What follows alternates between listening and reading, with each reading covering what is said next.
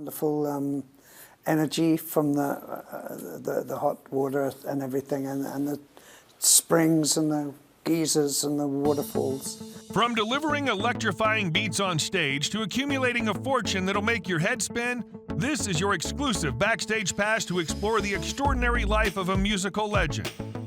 Prepare to be swept away by the rhythms, the riches, and the rock and roll lifestyle that define Roger Taylor's remarkable journey. Let's dive into the world of rhythm and opulence like never before.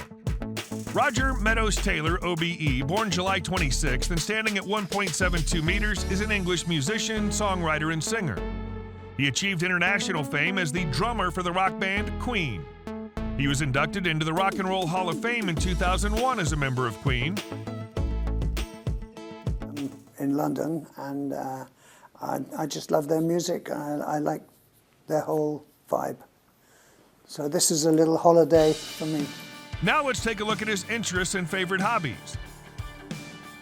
Taylor's a fan of art, and he has a large collection of paintings, sculptures, and other artworks. At his investiture ceremony at Windsor Castle in March 2022, Taylor dedicated his OBE to the recently deceased Foo Fighters drummer Taylor Hawkins, adding that Hawkins had been a mentor to his own son Rufus. He was portrayed by Ben Hardy in the 2018 film Bohemian Rhapsody. Taylor, along with bandmate Brian May, were creative consultants on the film. Roger's favorite actor is Tony Curtis, while his favorite movies are 2001, Clockwork Orange, King Kong, and The Great Raid. Taylor has stated that his early role model as a drummer was Mitch Mitchell of the Jimi Hendrix Experience. Equipment, how would it come? Ship, or we'd have to fly it all? I mean, we just did a tour around Europe and we had 29 trucks. Let's see how he's getting on with his friends and family. Roger Meadows Taylor married Dominique Beyrand in 1988 and had 2 children with her. The marriage ended in divorce. Roger then married Serena Taylor in 2010, and the couple has been together since.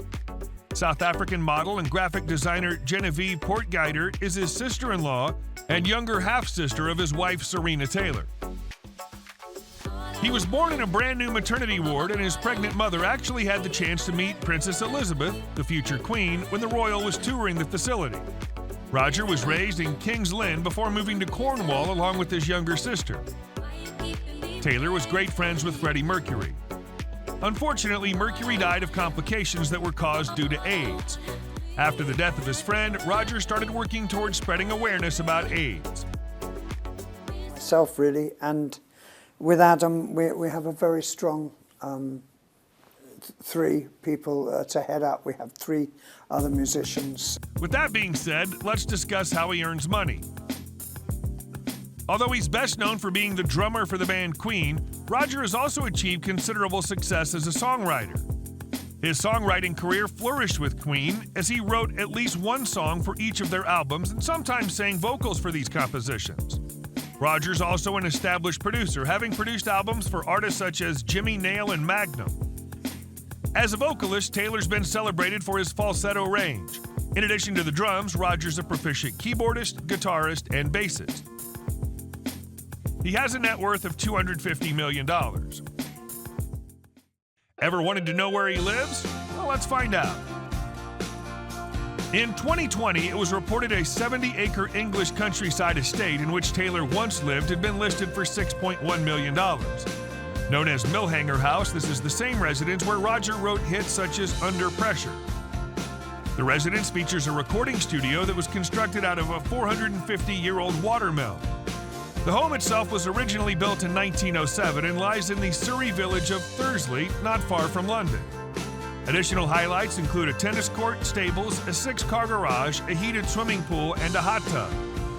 Taylor originally purchased the home in 1979 and lived there until 2003. Since then, the property has changed hands a few times, and at one point it was listed for as much as $9.85 million.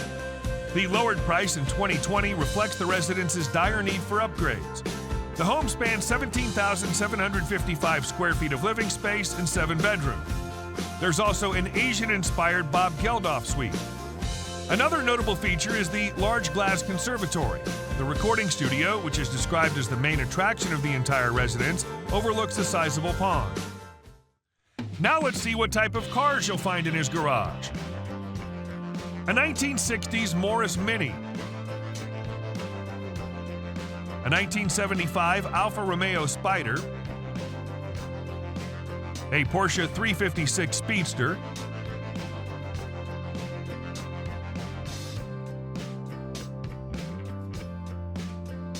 A 1977 Ferrari 308 GTB.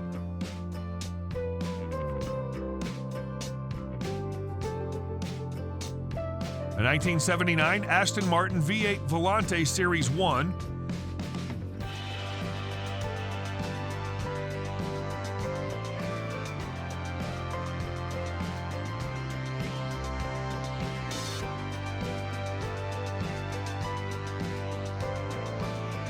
A 1978 Mercedes-Benz 450 SL Roadster.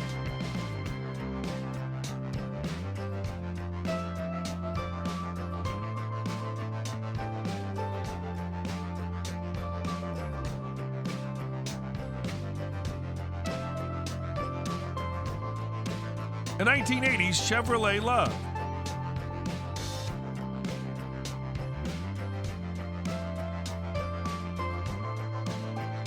A 1981 Range Rover.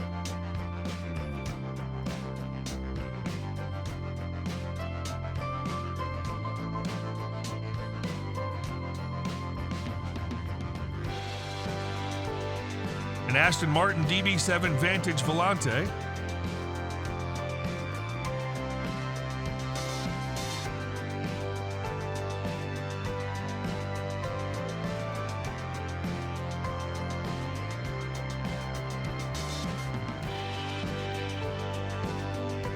A 1999 Mazda MX-5.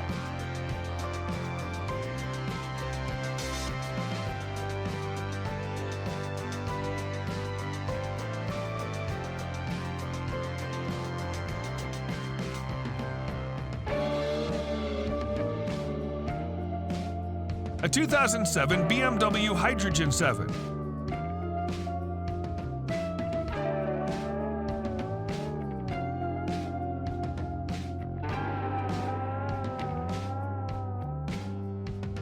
A 2012 Porsche Panamera Turbo.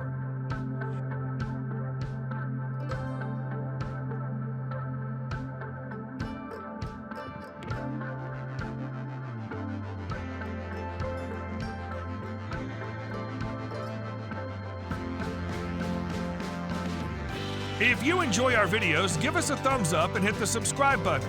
Your support means a lot to us. It's hard to get the full picture of someone's lifestyle without seeing how they got there. So where did it all begin? By the age of 7, Taylor formed his first band with a few friends. Roger played the ukulele. By the age of 15, he joined a semi-professional rock band. He taught himself how to tune his drums at an early age. Although he would later become a highly successful musician, Taylor actually studied dentistry at the London Hospital Medical College.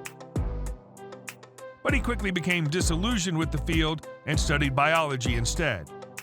He then graduated from East London Polytechnic with a Bachelor of Science in Biology. Roger Taylor began his music career with a band called Smile in 1968, which also contained future Queen lead guitarist Brian May. This group stayed together for about 2 years after releasing a total of 9 songs. In 1969, Taylor met Freddie Mercury for the first time when they were working together at Kensington Market. Freddie was a big fan of Smile at the time, and he managed to convince May and Taylor to come together and create a new band called Queen. The members finished the band by recruiting bassist John Deacon. Queen released their first album in 1973, which received positive reviews.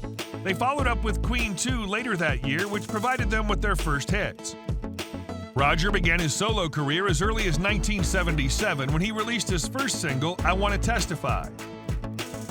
He followed up with his first solo album in 1981 entitled Fun in Space. To this day, he continues to perform live, not just in concerts, but also in various television programs. That's all for today's video, and thanks for watching it. But don't stop here, there's more where that came from. Check out our other videos for more great content.